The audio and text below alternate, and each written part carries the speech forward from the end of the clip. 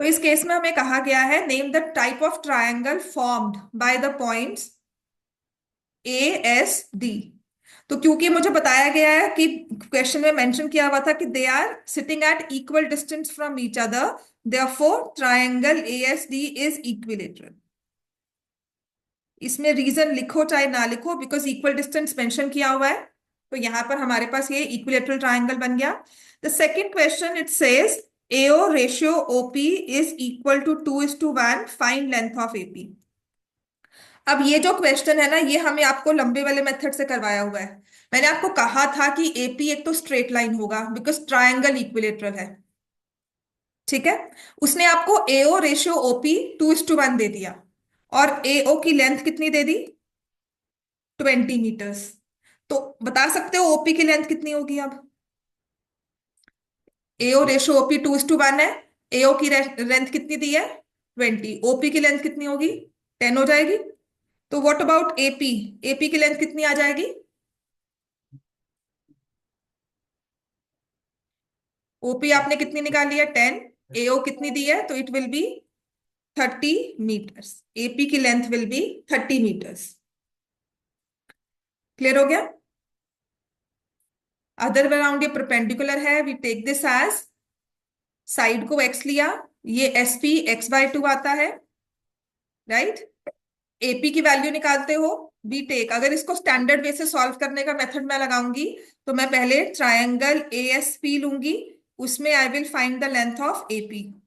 Then I will use triangle O S OPS, और उसमें OP को लिखूंगी as AP minus AO, and then will use Pythagoras in both. Clear हो गया? तो ऐसे ये क्वेश्चन सॉल्व होता है, बट यहां पर द सीबीएसई एक्सप्लिसिटली मेंशन करती है कि आप इसको 2:1 की रेशो से सॉल्व कर सकते हो, और काफी स्कूल्स पहले 2:1 की रेशो से सॉल्व करवाते भी थे। तो एपी 30 आ गया।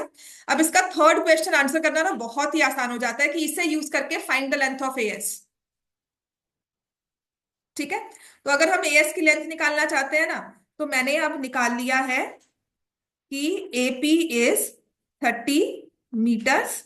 एएस को मैंने एक्स मीटर्स ले लिया, तो एसपी विल बी x/2, क्योंकि ये परपेंडिकुलर ड्रॉ हुआ है इक्विलेटरल में, साइड को बाइसेक्ट करेगा, वैसे भी perpendicular from centre will bisect the chord.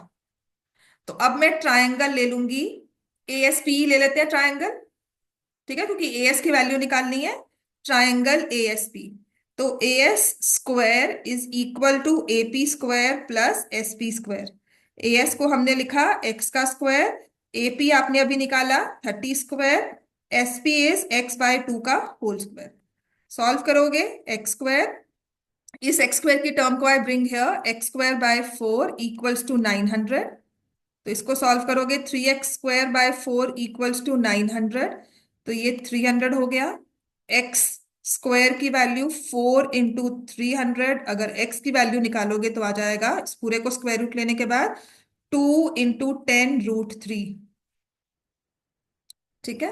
तो हमारे पास एएस जो कि हमने एक्स लिया था वो आ गई 20√3 metres. So distance between the three boys AS S D A D और side of triangle is 20√3 metres. समझ में आ गया? ये लेंथ ऑफ एएस आ गया 20√3 मीटर्स।